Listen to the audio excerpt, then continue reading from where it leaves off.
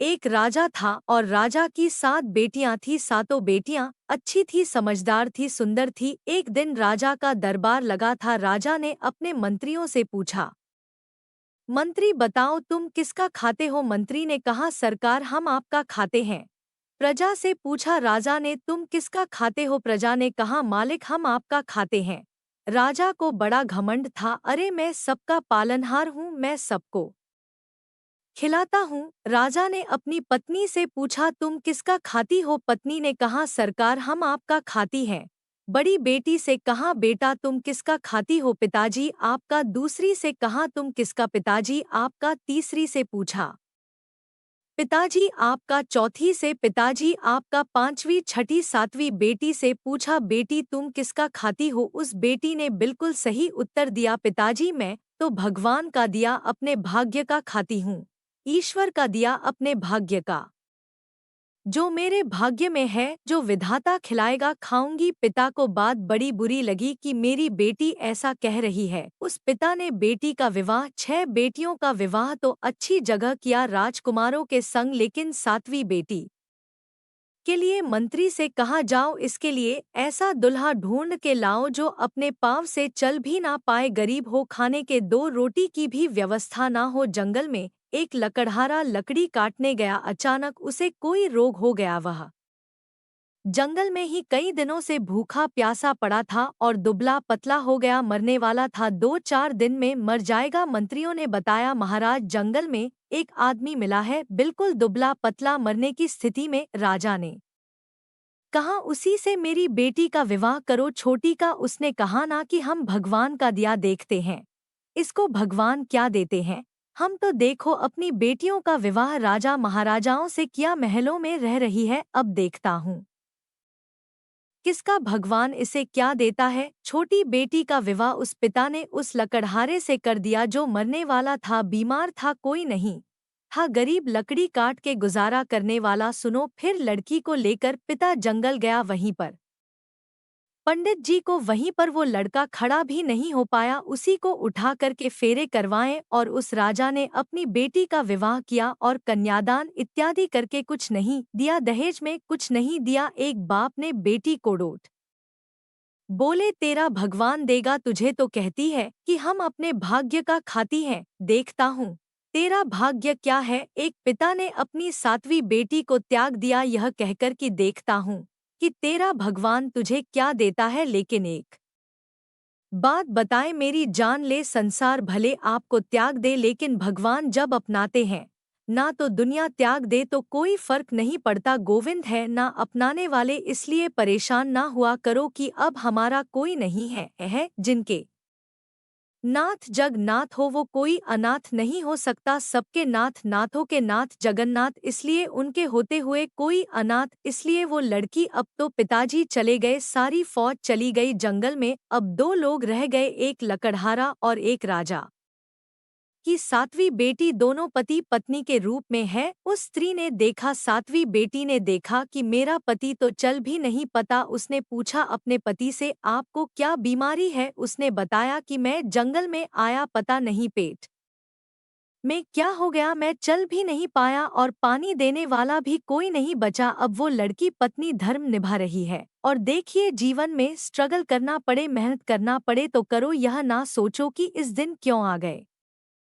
दिन तो आएंगे, अच्छे दिन आए तो बुरे दिन आएंगे, रोना नहीं है, घबराना नहीं है, अच्छे दिन आए हैं तो बुरे दिन भी आएंगे। दिन हमेशा बदलते हैं, पहले गर्मियों के दिन थे, अब बारिश के दिन आ गए, पहले सर्दियों के दिन थे, फिर गर्मियों के दिन। तो दिन तो मौसम भी बदलता है, दिन तो दिन है, ऋतुएं भी बदलती है, दिन तो मौसम भी बदलता है, प्रकृति, नेचर भी दिन बदलती है। तो तुम्हारे और हमारे दिन नहीं बदलेंगे, सारा दिन सारा एक सा रहेगा।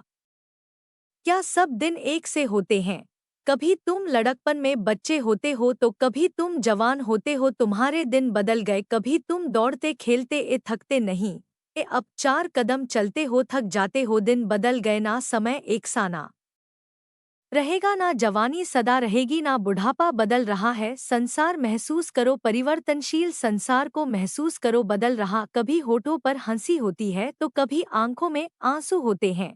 यही बदलाव है जो लोग कल तक साथ थे वो लोग आज खिलाफ हो गए। यही तो बदलाव है प्रकृति का। संसार में आए हो इन सब से गुजरना पड़ेगा। हंस के गुजारो रो के गुजारो। इसलिए हर स्थिति परिस्थिति में भगवान का स्मरण बनाए रखो। वह लड़की कल तक राजमहलों में रहा करती थी भाई। राजा के ठाट वाट तो अलग थे। मस्त खाना मस्त पहनना मस्त सब चीजें। अब वो लकड़हारे के संग है साधे कपड़े में। पति बीमार है करे तो करे क्या, खड़ा भी नहीं हो पा रहा है। तो आज शादी होते ही उसके कंधे पर वह सारी जिम्मेदारी आ गई जो एक स्त्री के कंधे पर तब जिम्मेदारी आती है जब पति मर जाएं और बच्चे छोटे छोटे हो। जिस स्त्री का पति ना हो और बच्चे छोटे हो उस स्त्री से पूछो कि जिम्मेदारी क्या होती है। वो स्त्री की स्थिति इसके सामने थी। शादी होते ही उसी दिन से उसी समय से अब वो जंगल की लकड़ियां काटे और लकड़ी काट काट करके वो पास के शहर गांव में जाए बैच कर। नई नवेली दुल्हन हाथ की मेहंदी नहीं छूटी और वह जंगल की लकड़ियां। राजा की बेटी समय है कल तक रानी थी, कल तक राजा की बेटी थी, राजकुमारी थी। अब लकड़हारा की पत्नी हो गई। समय क्या से क्या ना बना दे।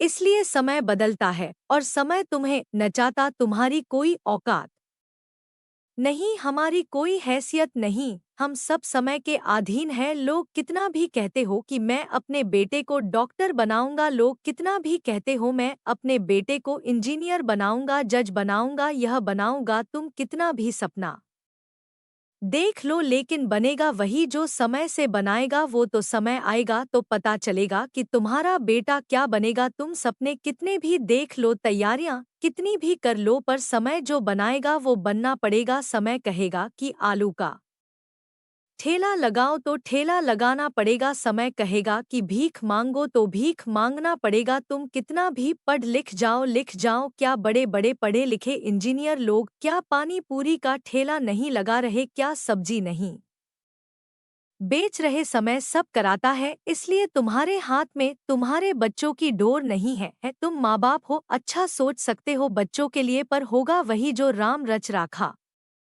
यही विधि का विधान है। इस जरा जरा सी बात को डोट आदमी समझ ले तो सुखी हो जाए, टेंशन फ्री हो जाए, पर ना जाने कब तुम्हारी खोपड़ी में घुसेगी यह बातें। अब लड़की जंगल की लकड़ियां काट करके गांव शहर में बेचती, जो पैसा मिलता अपने पति के लिए वैद्य जी से दवाई लाती, पति को दवाई देती और थोड़ा दूध लाती थोड़ा सा। अब वो जंगल में एक छोटी सी झोपड़ी बना के चूल्हा बना के जंगल की लकड़ियों से थोड़ा माटी के बर्तन ले आई, थोड़ा चावल ले आई, दाल ले आई, आटा ले आई, बर्तन ले आई और बेचारी उसने जंगल में गृहस्थी की शुरुआत कर दी है ना। अब पति को बनाकर भोजन खिलाती, स्वयं खाती, थोड़ा दूध ले आती, दूध पिलाती। संयोग देखना कि वो दूध जब लाती और दूध अपने पति को गिलास पर देती हल्दी वाला, तो जब थोड़ा सा बच जाए ना तो वहां जंगल में ना। अब उसे रहते रहते यह पता लगा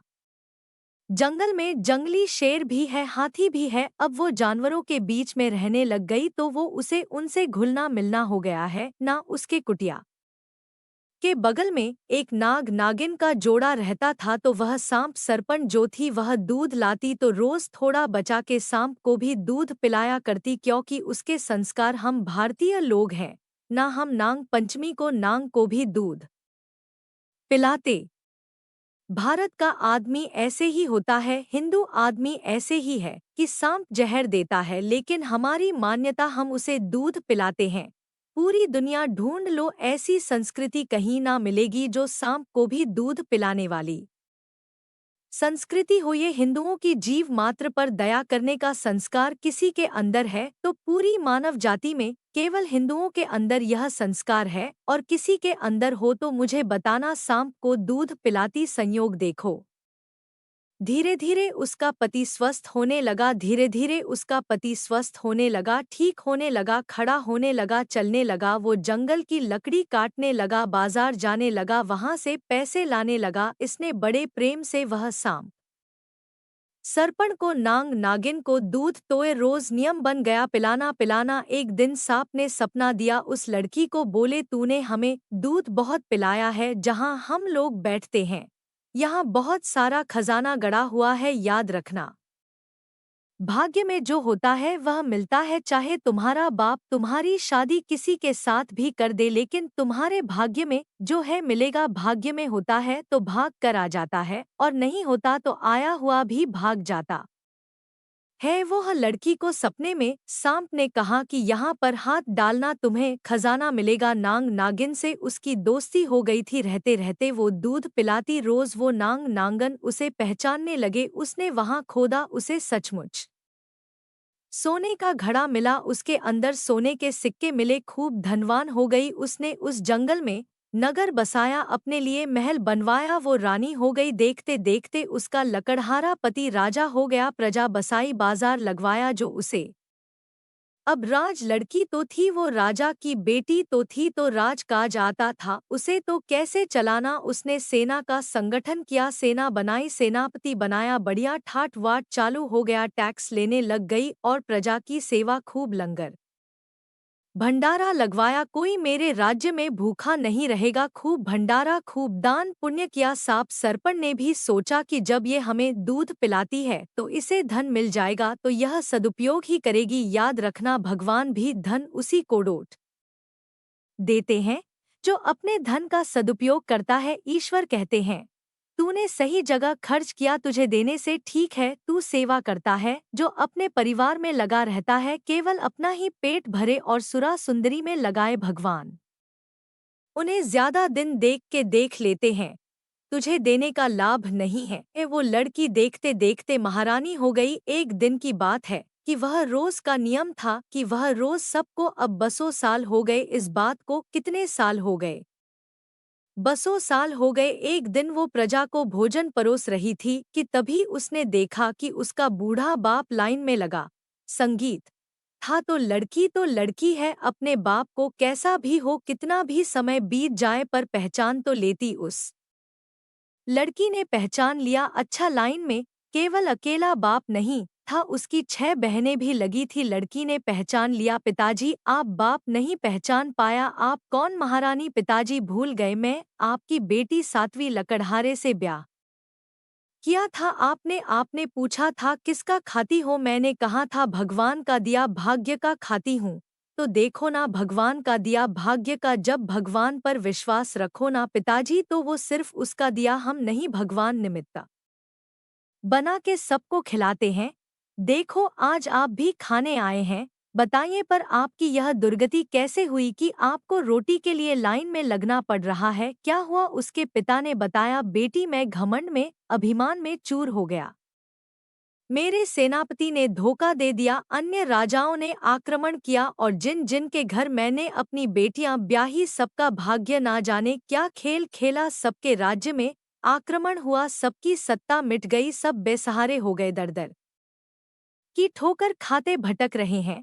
सालों हो गए, बहुत भूख लगी थी, सुना था कि इस राज्य में भोजन बंटता है, तो तुम्हारे द्वार पर भूख मिटाने आ गया। पिताजी सबका पालन करने वाले भगवान होते हैं, भगवान हमें पैसा दे तो हमें यह नहीं सोचना चाहिए कि मैं पालनहार हो गया, मैं भगवान थोड़ी हूँ। पिताजी आपने अपने आप को भगवान मान लिया था, आपका अभिमान इतना बढ़ गया था कि आप सबसे अपनी तारीफ सुनते और कहते कि मैं सबका पालनहार हूँ। पिताजी वो अभिमान मिटा के आप भगवान की शरण में जाइए, और जो करते हैं भगवान उनकी मर्जी के बिना पत्ता नहीं लता, और वह देना चाहे तो भिखारी को भी करोड़पति बना दे, और वह लेना चाहे तो करोड़पति को भी भिखारी बना दे। यह परमात्मा का नित्य का काम है। पिताजी अभिमान ना करना। उस लड़की ने अपनी सेना भिजवाई, अपने सेनापति को आदेश दिया कि पिताजी के राज्य पर जिसने आक्रमण किया हो उस राजा को पराजित किया जाए। सेनापति गया, राजा उसकी टुकड़ी गई, उसने पराजित किया, अपने पिता का राज्य लौटाया, अपनी बहनों का भी उसने राज्य लौटाया, और अपनी बहनों का राज्य लौटा कर उसने सबका यह घमंड मिटा दिया कि मैं करता हूँ, करते कौन है? इसलिए आप कभी अपने आप को करता नहीं मानेंगे। हर व्यक्ति अपने अपने भाग्य का खाता है, कोई किसी को नहीं खिलाता, कोई किसी को नहीं खिला सकता, सबको खिलाने वाले भगवान है।